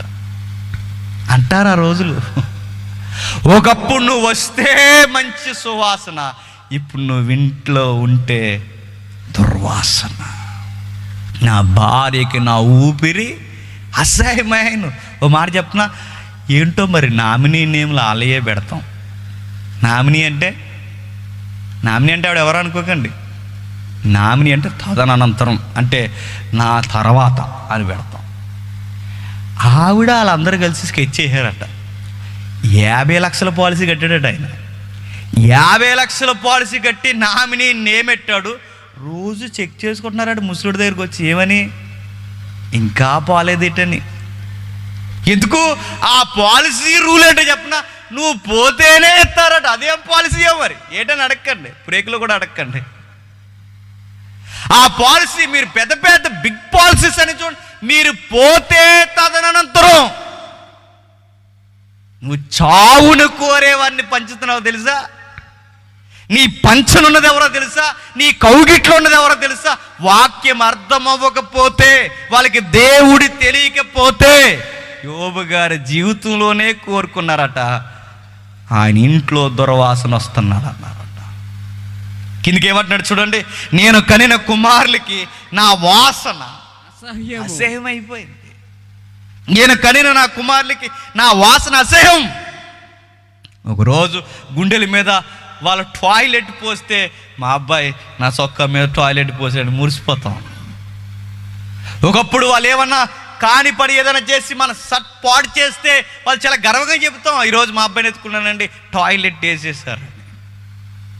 అదే నీకు వయసు అయిన తర్వాత లేవలేక నీ అవయవాలు సహకరించిన పొరపాటున బాత్రూమ్ దగ్గర ఏమన్నా తేడా జరిగిందో, అదే ముద్దులు కొడుకు అంటాడు, ఇంకోసారి నువ్వు లోపలికి వెళ్ళలేదంటే మెడబెట్టి గడుతానంటాడు. చూసారు? నువ్వు ఒకరోజు వాళ్ళ వాసనను చూసి నువ్వు సంతోషించావు, నీ దుర్దినాలు వచ్చినప్పుడు నీ వాసన వాళ్ళకి అసహ్యం. ఎవరు చెప్తున్నారు ఇవి? జ్ఞాని అయిన సొలొమోను చెప్తున్నాడు. కరోనా కన్నా పెద్ద భయంకరమైన పరిస్థితి ఏంటి చెప్పనా? వయసు అయిపోవడం అంటే. కరోనా కన్నా పెద్ద భయంకరమైన దినాలు అవే. కరోనా వస్తే పర్లేదండి, రొంపొద్దు, తలనొప్పి వస్తుంది, కీళ్ళ నొప్పులు వస్తే గట్టిగా ఊపిరాడపోతే చచ్చిపోతాం, పోతాం. గొడవడింది ఆ రోజులు ఏదో కవర్లు కట్టేసి పడేస్తారు, అక్కడితో పోతాం. కానీ ఇది అలా ఉండదు. చావం, బతకం, లెగలేము, కూర్చోలేము, తినలేము, అరగదు, కనబడదు, వినబడదు. ఆ దినాలు ఎలా ఉంటే చెప్పినా, అప్పుడు పెద్దోళ్ళ దగ్గరికి వెళ్ళి నీకు ఏం కావాలి బామ్మ అని అడిగితే చెప్తుంది, ఆ దేవుడు త్వరగా తీసుకెళ్ళిపోతే బాగుండ్రా. అదే తీగుంటుంది వాళ్ళకి. ఆ దుర్దినాల్లో ఆ చావే వాళ్ళకి తీగుంటుంది. అది అందరికీ వస్తుంది. ఈరోజు సత్తువులు చూసుకుని, మన రంగులు చూసుకొని, మన నెగనెగల ఆకారాలు చూసుకుని పర్లేదులే అనుకున్న ఒక మబ్బు మనల్ని కమ్మేసిందని చెబుతున్నాడు ప్రసంగి. ఒక మబ్బు మనల్ని కమ్మేసింది. ఈ లోకంలో ఈ యొక్క వ్యామోహాలు మనల్ని కమ్మేశాయి. మన జీవితాలు గందరగోళం అయ్యే రోజులు ఉన్నాయి. చిన్న పిల్లలకు లోకువైపోతాం, లేచినప్పుడు లోకువైపోతాం, ప్రాణ స్నేహితులుగా సేమైపోతాం, ప్రేమించిన వారు తిరగబడిపోతారు, ఎవరు మనతో ఉండరు, అందరూ మనల్ని వదిలి వెళ్ళిపోతారు. ఈ మధ్యకాలంలో చదివిన వార్త ఏంటో మీరు చూసారు లేదో, తెలంగాణ కేసీఆర్ కొడుకు కేటీఆర్ గారు స్టేట్మెంట్ ఇచ్చాడు. ఆ వార్త ఏమిచ్చాడు? తెలంగాణ రాష్ట్రంలో కొడుకులు కూతుర్లకి అన్నీ పనిచేసిన తర్వాత ఆ పెద్ద ఆయనకి గుప్పడి మెతుకులు పెట్టడానికి వాళ్ళు వంతులు వేసుకుంటుంటే, ఆ వంతులు వేసుకుంటున్నారన్న వార్త పెద్ద ఆయనకి వినబడినప్పుడు తన కట్టెలు తానే పేర్చుకొని, తన నిప్పు తానే చేతి పట్టుకొని, దాని మీద కూర్చొని తన దేహానికి తానే నిప్పెట్టుకుని చచ్చిపోయాడు. కేటీఆర్ గారు చెప్పారు మొన్నే, తన నిప్పును తానే వెలిగించుకున్నాడు. ఎందుకు వెలిగించుకుని ఎంక్వైరీ చేసి చెప్తున్నారు. గుప్పెడి మెతుకులు పెట్టడానికి నువ్వెట్రా నలుగురు కొడుకులు పంచుకుంటుంటే ఇది తట్టుకోలేక, అవమానం తట్టుకోలేక, నా గుప్పెడి మెతుకులు పెట్టడానికి ఏడుస్తారని ఆత్మహత్య చేసుకుని చచ్చిపోయాడు. ఎక్కడో కాదండి. ఓ విషయం చెప్పనా, అలాంటి రోజులు నీకు వస్తాయి, నాకు వస్తాయి. ఒక సగటు భారతీయుడు WHO ప్రకారం, వరల్డ్ హెల్త్ ఆర్గనైజేషన్ రికార్డ్స్ ప్రకారం ఒక సగటు భారతీయుడు ఎంతకాలం బతుకుతాడంటే 60 అంతే. మనం తిన్న తిల్లికి, మన బాడీ షేపులకి మనం బతికేది 60.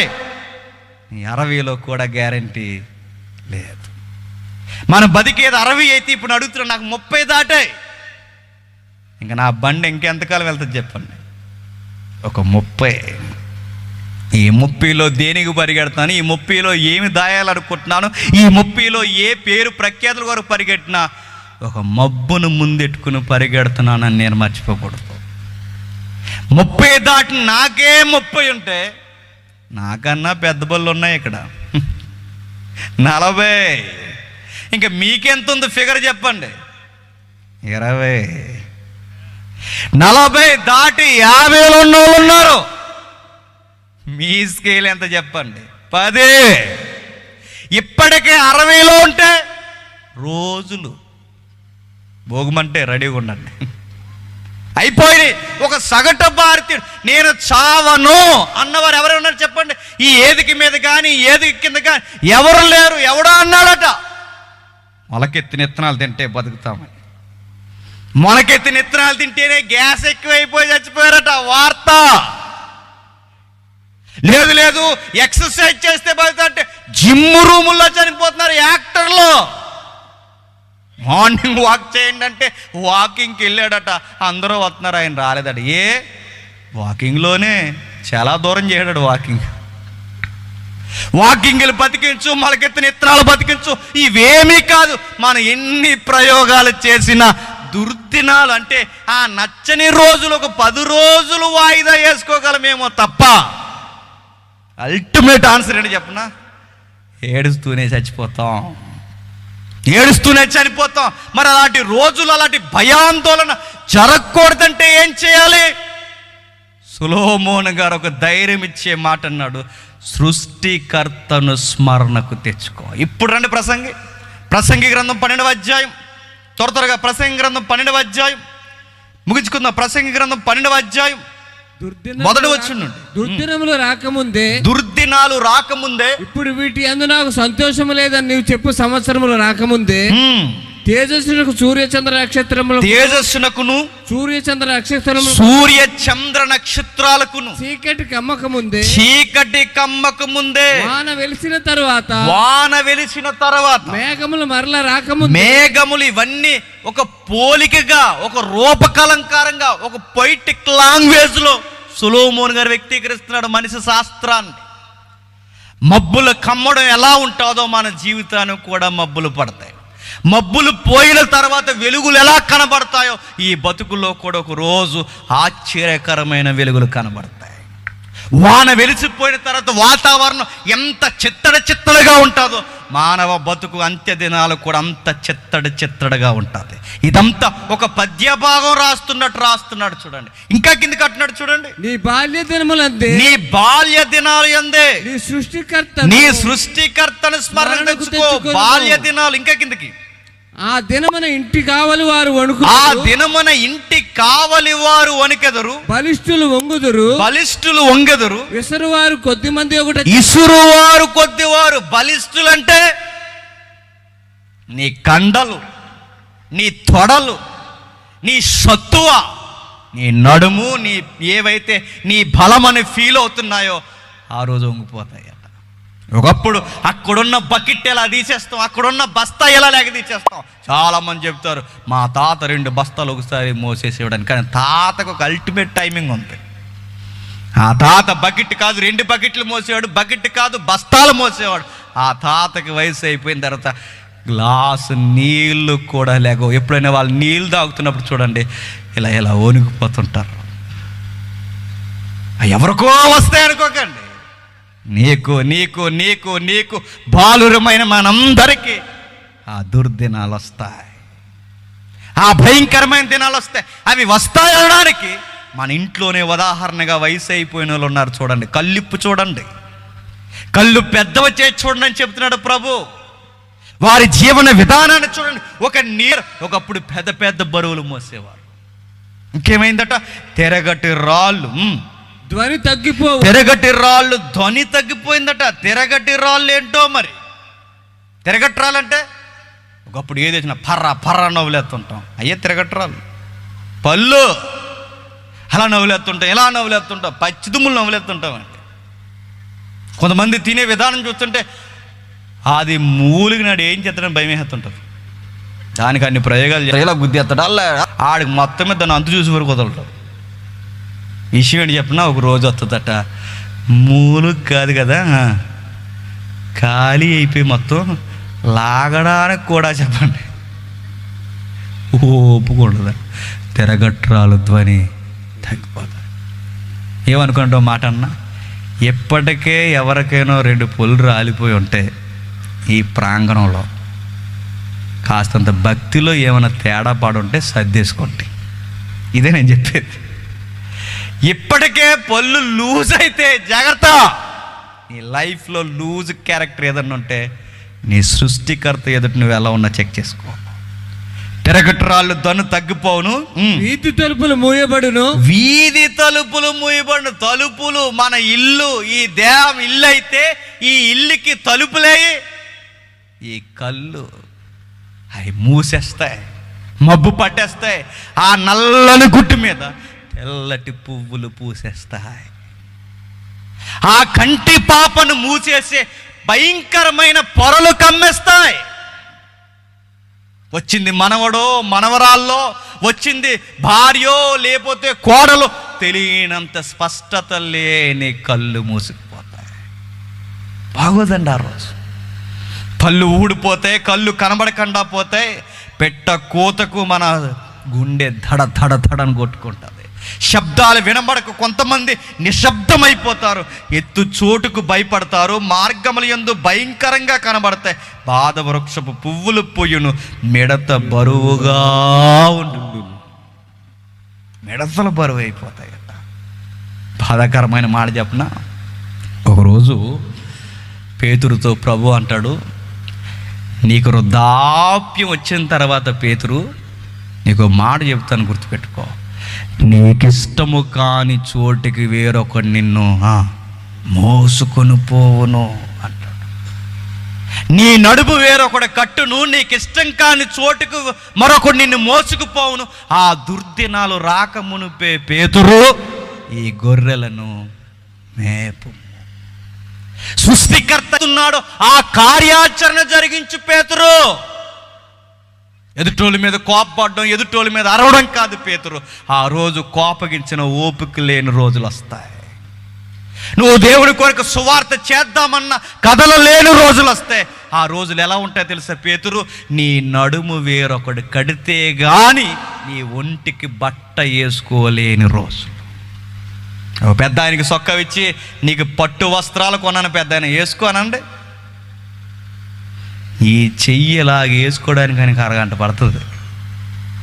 ఈ చొక్కా ఇలా తొడుక్కోవడానికి అరగంట పడుతుంది. ఈ చెయ్యి వేస్తుంటే ఈ చెయ్యి జారిపోతుంటుంది, ఈ చెయ్యి వేసుకుంటే ఈ చెయ్యి జారిపోతుంది. ఇంకొక రుచి వాళ్ళకి బట్టలు వేస్తే కానీ వేసుకోలేని పరిస్థితి. నేను అడుగుతున్నాను, అలాంటి రోజులు ఏమన్నా బాగున్నాయా? అందరికీ వస్తాయి. నీకు నీకు నీకు మరి అలాంటి రోజుల్లో మనం ఎలా ఉండాలి ధైర్యంగా? నీ సృష్టికర్తను స్మరణకు తెచ్చుకో. నీ ఎండింగ్ డేస్ కూడా చాలా బ్యూటిఫుల్గా ముగిసిపోతాయట. నీ జీవితం చాలా చక్కగా ముగుస్తుంది. అంటే సృష్టికర్తను స్మరణకు తెచ్చుకుంటే మన ఎండ్ ఆఫ్ లైఫ్ అంత బాగుంటుందంటే చాలా బ్యూటీగా ఉంటుంది. బైబిల్ ఆశ్చర్యకరమైన మాట తెలుసా? మోసే జీవితకాలం అయిపోయిన తర్వాత ఆయన కంటి చూపు మందగించలేదు, ఆయన సత్తువ తగ్గలేదు, కానీ ఈ లోకాన్ని జడ్జాగా వదిలిపోయాడు. మంచం పట్టలేదు, ఆయన సత్తువ తగ్గలేదు, కంటి చూపు మందగించలేదు. ఆయన అనుకున్న గడియని ఆయన కార్యాచరణ జరిగించి వెళ్ళిపోయాడు. అలాంటి రికార్డ్స్ బైబిల్లో ఉన్నాయంటే చాలా ఉన్నాయి. ఒక్క ఉదాహరణ చూడడం ముగించేసుకుందాం. ఆది కాండం త్వరగా ఆది కాండము 49వ అధ్యాయం. ఆది కాండము 49వ అధ్యాయం. ఆది కాండము 49వ అధ్యాయం చివరి వచనం చూడండి. యాకోబు తన కుమారులకు ఆజ్ఞాపించడం చాలించి మంచం మీద తన కాళ్ళు ముడుచుకొని ప్రాణము విడిచి తన స్వజనుల యొద్దకు చేర్చబడిన ఒక మాట చెప్తున్నాడు చూడండి. యాకోబు చనిపోయే రోజులవే.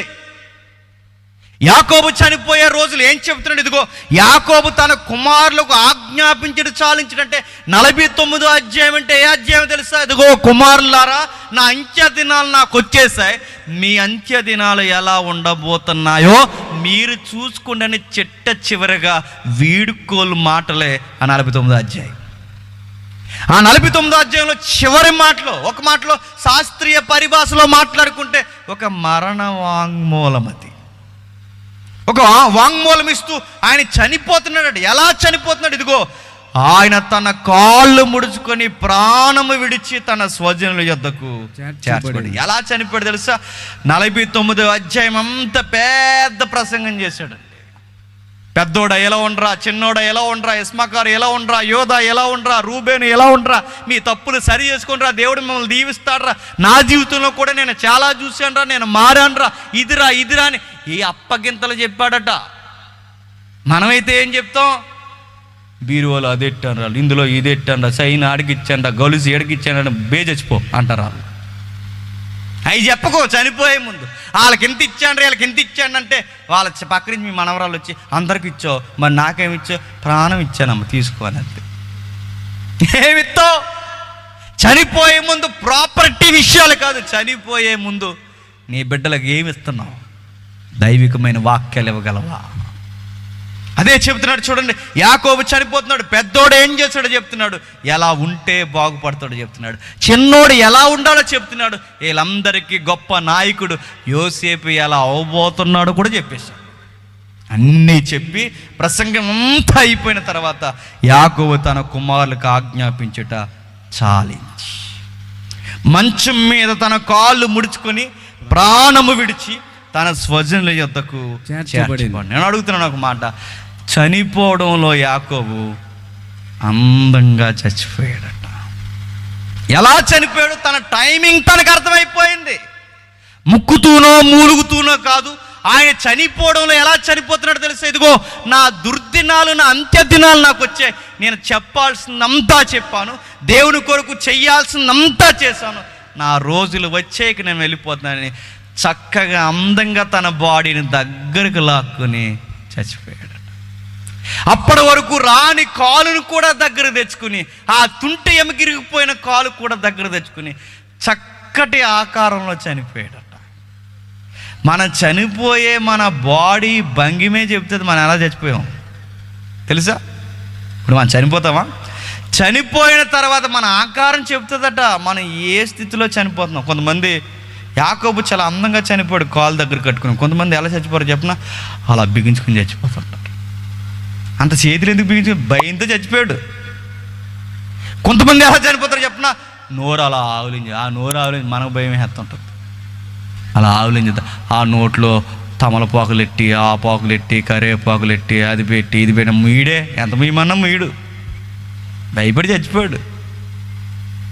చావు నోరాలు. కొంతమంది గుడ్లు ఎంత పెద్ద చేసి చచ్చిపోతారండి. ఆ గుడ్లు చూసి మనకు భయం వేస్తుంది. అది ఎలా మూస్తే మళ్ళీ ఎలా వస్తాయి, ఎలా మూతేవే ఎదుగురావే ఎదుగురావు. ఆడు భయపడిపోయాడు.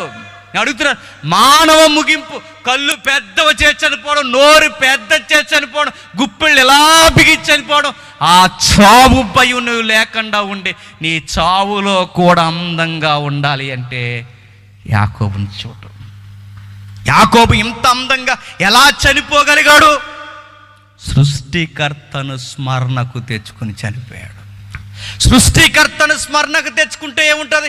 ఆ మాట ఏముందో ఇక్కడున్న నిశ్శబ్దమైన మాట ఎబ్రీ పత్రికలో రాశాడు. ఏమని రాశాడు ఒకసారి చూడండి. 11వ అధ్యాయం ముగించుకుందాం. 11వ అధ్యాయం ఎబ్రీలకు రాసిన పత్రిక 11వ అధ్యాయం. అపోస్తులైన పౌలు ఎబ్రీలకు రాసిన పత్రిక 11వ అధ్యాయం విశ్వాస వీరుల జాబితా 11వ అధ్యాయం 21వ వచనం. విశ్వాసమును బట్టి యాకోబు అవసాన కాలం అంటే మరణకాలం అంటే 49వ అధ్యాయంలో ఏం జరిగిందో ఎబ్రీ పత్రిక 11వ అధ్యాయంలో వివరిస్తున్నాడు చూడండి. తన మరణకాలమందు యోసేపు కుమారులు ఒక్కొక్కడిని ఆశీర్వదించి తన చేతి కర్ర మొదల మీద ఆనుకొని దేవునికి నమస్కారం చేసిన. చేతి కర్ర మొదలు దేవునికి నమస్కారం, రెండు ఆ పదాలు పక్క పక్కనే రాశారు చూడండి. చేతి కర్ర మొదలంటే ఆ చేతి కర్ర యాకోబుకి ఎందుకు వచ్చింది? ఒకరోజు బలం ఉందనుకున్నాడు, సత్తు ఉందనుకున్నాడు, ఐడియాలజీ ఉందనుకున్నాడు, నెగ్గింది నాదే విజయం అనుకున్నాడు. తుంటె ఎముక ఎర్రగొట్టించుకున్నాడు.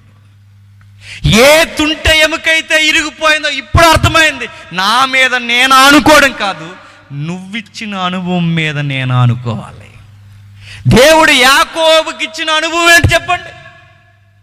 దేవుడు యాకోబుకి ఇచ్చిన అనుభవం, నీ మీద నువ్వు ఆనుకోలేవు, నువ్వు నా మీదే ఆనుకోవాలి. దానికి గుర్తు ఈ చేతి కర్ర. యాకోబు సంతోషంగా అంటే చేతి కర్ర మీద ఆనుకొని ఇరిగిపోయిన తుంటె ఎముకను చూసుకుని కర్ర చూసి, ప్రభువా ఈ అనుభవం నీ వల్లే వచ్చిందని నమస్కారం చెప్పాడట. ఈ అనుభవాలు నీ వల్ల వచ్చాయి. ఇదిగో ఈ దాసుడను, ఈ ముగిసిపోతున్న ఈ వృద్ధుడను నీ చిత్తమైతే నన్ను తీసుకెళ్ళిపోయిన తనను తాను దేవునికి అప్పగిన ధైర్యంగా చనిపోయాడండి యాకోబు ధైర్యంగా చనిపోయాడు. అంటే యాకోబే కాదు, ఆ తర్వాత అధ్యాయులు, ఆ 19వ అధ్యాయం కిందికి వెళితే యోబు కూడా ఏమంటాడు తెలుసా? నా బిడ్డలు నన్ను వదిలేసిన, భార్య నన్ను వదిలేసిన, కొడుకులు నన్ను వదిలేసిన, మనవలు నన్ను వదిలేసిన, దాసులు నన్ను వదిలేసిన, నా దేవుడు సజీవుడు అన్నాడు. నా విమోచకుడు సజీవుడు, నా విమోచకుడు సజీవుడు అని ఎందుకు అంటున్నాడు? ఈరోజు కుళ్ళిపోయిన ఒక రోజు నా దేవుడు నన్ను మరలా లేపుతాడు. అందుకే యాకోబు చనిపోతున్నప్పుడు ఇక ముగిసిపోతున్నావన్న భయం నీకు లేదా యాకోబు అంటే, నాకు భయము లేదు, నాకు ఒక ధైర్యం ఉంది. ఏముందంటే ఆ చిన్నోడిని పిలిచాడు, సింహాసనం మీద ఉన్న ఆ చిన్నోడు ఎవరు? యోసేపు. ఆ చిన్నోడిని పిలిచి ఏమన్నాడు తెలుసు? సరే చిన్నోడా, నీకు మాట ఇస్తున్నాను, నేను చనిపోయే ముందు నాకు కోరుకుందరా అన్నాడు. ఏంటి తండ్రి, ఏంటి మీ చివరి కోరిక ఏంటంటే, ఇదిగో నా బాడీని ఖచ్చితముగా దేవుడు వాగ్దానం చేసిన కానాను భూభాగంలోనే పోడ్చండ్రా అని చెప్పాడట. అదే ఆయన కోరిక. ఇప్పుడు నేను అడుగుతున్నాను, చచ్చిపోయాక ఎక్కడ పూడితే ఏముందండి? చనిపోయిన తర్వాత ఎక్కడ పూడిస్తే ఏముంది? కానీ యాకోబు స్పష్టముగా అడ్రస్ చెబుతున్నాడు, కోరికని చెబుతున్నాడు, నన్ను అక్కడే పాతండి. ఎందుకు అక్కడ పాతాలో తెలుసా? నన్ను అక్కడే ఎందుకు పాతాలంటే, నా తండ్రి అయిన అబ్రహాము, నా తండ్రి అయిన ఇసాకు, నా ముందున్న పితరులు ఎవరైతే అక్కడ పాతి పెట్టబడ్డారో, నా దేవుడు ఒక రోజు ఈ భూమి మీదకి వచ్చినప్పుడు తమ తమ వరుసల్లో తిరిగి లేపుతాడు గనక మేమందరం ఒకేసారి లేవాలి గనక నన్ను అక్కడే పోడ్చన. ఎంత విజన్ ఉందో చూడండి ఆయన. ఈరోజు నాకు వయసు అయిపోవచ్చు కాక, ఈరోజు నాకు సత్తువు తగ్గిపోవచ్చు కాక, ఈరోజు నన్ను విసిరివేయచ్చు కాక, కానీ ఒకరోజు దేవుడు నన్ను తిరిగి లేపుతుంది. ఇది నా చివరి కోరిక. ప్రతి వయసు అయిపోయిన దుర్దినాల్లోకి వచ్చిన ప్రతి మనిషి చివరిగా కోరుకోవాల్సిన కోరిక ఏంటి చెప్పిన? నా దేవుడు మరలా నన్ను లేపుతాడు, క్రైస్తవ ధర్మం ప్రకారం నన్ను పోడ్చండి అని అడగాలి. మనం అడుగుతామా? చివరి కోరిక అది అడగం మనం. బోటి కూరదేరా అన్నామంట, నడ్డారు కొట్టక బోటి కూరదే, గోంగూరదే. ఇంకొంతమంది పెద్దోళ్ళు అడుగుతారండి, ఏమని అడుగుతారు తెలుసా? రే నాలుగు చచ్చిపోయి ఉంటుంది, డాక్టర్ గారు వద్దన్న కానీ మానేసాను, ఇంక లాస్ట్గా చిన్న ప్యాకెట్. ఏ ప్యాకెట్ అది? పవర్. బ్యాందీ కావాలని ఒకరు, సారా కావాలని ఒకరు, కూర కావాలని ఒకరు. ఓ పెద్ద ఆయన అంటున్నాడు, పెద్దయినా మరి సంబంధం చూస్తాం, పెళ్లి చేసుకుంటావా అంటే అన్నాడట. ఈ వయసులో నాకెందుకు అనలేదట. నాకెవడెత్తాడరా అన్నట్టు ఎత్తే చింత చచ్చినా చింతకు కూడా ఎత్తాడు దేవుడు. ఏమనుకుంటున్నావు? పోయే కాలం రోజులు ముందున్నప్పుడు, చావు రోజు ముందున్నప్పుడు మన చిట్ట చివరి తీయటి కోరిక జ్ఞాపకం ఏంటి చెప్పనా? ప్రభువు నన్ను తిరిగి మరలా లేపాలి. ఇది క్రైస్తవ విజన్. నువ్వెప్పుడు మరణాన్ని, దుర్దినాలు ధైర్యంగా ఎదుర్కోగలవు చెప్పనా? నీ దేవుడు నేను లేపుతాడు, నీ దేవుడు నేను లేపుతాడు. నీ మరణం ఎలా ఉన్నా, ఈ లోకంలో ఎలా ముగిసిపోయినా, నీ కష్టాలు, కన్నీళ్ళు, నీ చుట్టూ ఉన్నవారు ఎంతమంది నిన్ను బాధ పెట్టినా ఆయన మాటిచ్చాడు. మాటిచ్చిన వాడు, మాట తప్పనివాడు, మనిషి కానివాడు సైన్యములకు అధిపతి యెహోవా. ఆయన ఖచ్చితంగా చెప్పాడు. ఏమని చెప్పాడు? ఎలా వెళుతున్నానో మరలా అలాగే వస్తాను, వచ్చినప్పుడు తమ తమ వరుసల్లో తిరిగి లేపుతాను. ఈ మధ్యకాలంలో కొంతమంది డబ్బులు బాగా ఎక్కువైపోయి జెనీవా హ్యూమన్ జీనోమ్ ప్రాజెక్ట్ అని ఒక ప్రాజెక్ట్ ఉంది. ఒక న్యూస్ ఒకటి బయటకు వచ్చింది. అందులో ఏమన్నారంటే మానవ ఆయుష్ కాలం పెంచేస్తారట, సావుని వాయిదా వేస్తారట. ఆయుష్కాలం పెంచడం అంటే ఇప్పుడు నువ్వు చచ్చిపోయి నేను చచ్చిపోయాం, ఒకరోజు బతికించేసేంత టెక్నాలజీ కనిపెడతారట. ఆ రోజు 60 నుంచి 120కి పెంచుతారట. మరి మీరు కనిపెట్టే టైం వరకు మేం బతుకుండగా ఇప్పుడు మమ్మల్ని ఏం చేయమంటారని ఈ పబ్లిక్ అడిగితే అన్నారు, అందుకే మీరు కొన్ని లక్షల కోట్ల రూపాయలు మాకు కట్టండి, మీరు చనిపోయిన తర్వాత మీ బాడీని డీప్ ఫ్రిడ్జ్లో పెట్టి దాచేస్తాం అన్నారు. ఫ్రిడ్జ్లో పెట్టి దాచి ఏం చేస్తారంటే మందు కనిపెట్టిన తర్వాత అట ఈ బాడీకి ఎక్కిస్తారట, బాడీ అంటే లెగిసి కూర్చుంటుందట. ఇది నమ్మే కట్టేస్తున్నారండి పాలసీలు, ఈఎంఐలు కట్టేస్తున్నారు తెలుసు దానికి. నా బాడీని దాచి చచ్చిపోయిన తర్వాత కోట్లు కడుతున్నారు, లక్షలు కడుతున్నారు, మొత్తం కడుతున్నారు. ఒక మాట అడుగుతున్నాను, మొత్తం కట్టిన తర్వాత చచ్చిపోతాం, ఆడి చచ్చిపోతాడు, లేకపోతే ఎవరిని అడగాలి? మీకు అర్థం? ఆడు లేకడు, మనము లేకము, ఆడి బాక్స్ కదలదు, నా బాక్స్ కదలదు. ఇప్పుడు ఎవరిని అడగను, ఎక్కడిని అడగను, ఏ లోకానికి పోయి అడగను? ఇద్దరు పోతారు పాతలకు, అక్కడ అడుక్కోండి ఇద్దరు. ఎవరిని అడుగుతావు? ఈ human genome project Geneva western కల్చర్లో ఉన్న హ్యూమన్ జీనోమ్ ప్రాజెక్ట్, ఈ సైన్స్ నేను లేపుతుందో లేదో నాకు తెలియదు, కానీ ఈ క్రైస్తవ విజయంలో ఉన్న ప్రతి ఒక్కరికి బైబిల్ చెప్తుంది, ఆయన యందు మృతి పొందిన వారిని ఖచ్చితంగా తమ తమ వరుసల్లో ఆయన తిరిగి వచ్చినప్పుడు లేపను, ఖచ్చితంగా లేపుతాడు ఆయన. నీ దుర్దినాలు ఎలా ఉన్నా, నీ ముగింపు ఎలా ఉన్నా, నిన్నెవరు గౌరవించినా గౌరవించకపోయినా, ఎవరు పట్టించుకున్నా పట్టించుకోకపోయినా, పౌలు బతికిన ఒక మర్మాన్ని ఓపెన్ చేశాడు మనకి. ఆ మర్మం ఏంటో తెలుసు, ఇదిగో నిద్రించిన వాని గూర్చి మీకు తెలియకుండా నాకు ఇష్టము లేదు. ఆ మర్మం ఏంటో తెలుసా? మనం తిరిగి లేస్తాం. ఒకవేళ ఆత్మలుగా ఉంటే ఆయన రెండో రాకల్లో వస్తున్నప్పుడు ఆయన ఒక్కడే రాడట, మేఘాల మీద పక్కన మనల్ని కూడా పెట్టుకుని వస్తాడట. ఇప్పటికే నీ ప్రియులు, ఎవరైతే నీ బంధువర్గంలో వారు చనిపోతే ఒకరోజు ప్రభు అయిన యేసుక్రీస్తు వారు వస్తుంటే ఆయనతో పాటు పక్కన ఎవరు కనబడతారట? మనకన్నా ముందు నిద్రించిన వారు కనబడతారట. ఆ దుర్దినాలు చూసి భయపడకు, ఆ దుర్దినాలు చూసి ఆందోళన పడకు, ఆ చావును కోరుకునే రోజులు తెచ్చుకోకు, నా జీవితం ఇలా అయిపోయిందని కంగారు. రోజులు మారినా, ఆ ఎక్స్పైరీ డేట్ దగ్గర పడినా మన ధైర్యం ఒకే ఒక్కటే, నా దేవుడు సజీవుడు, నా విమోచకుడు సజీవుడు. ఈ కష్టాల నుండి, కన్నీళ్ళ నుండి, ఈ రోగాల నుండి, ఈ బెడదల నుండి, వీటన్నిటి నుండి నన్ను విడిపించి నన్ను మరలా సజీవంగా లేపుతాడు. అది నిత్యత్వం, ఖచ్చితంగా లేపుతాడు. అందుకే ఇది ఎప్పటి నుండి నేను చేయాలంటే నీ సృష్టికర్తను బాల్య దినాల నుంచే అన్నాడు. ఇప్పటికే మీరున్నారా? మీ సండే స్కూల్ లెవెల్ నుండి మీ దేవుని పట్ల మీకు తృష్ణ ఉండాలి. మీ యవ్వన జీవితంలో దేవుని కొరకు తృష్ణ ఉండాలి. మీ మధ్యస్థపు వయసులో దేవుని కూర్చి భారభరితమైన మనసు ఉండాలి. ఎందుకంటే ఇది ఎవడి కొరకు, ఎవడు మెప్పించడానికి కాదు, నీ బతుకు సెక్యూరిటీ అదే, గుర్తుపెట్టుకో. నా జీవితాలకి రక్షణ అదే సెక్యూరిటీ. కళ్ళు బాగున్నప్పుడు బైబిల్ చదవం, కళ్ళు బాగున్నప్పుడు సువార్తకి వెళ్ళాం, కళ్ళు బాగున్నప్పుడు ఎక్కడికి వెళ్ళాం.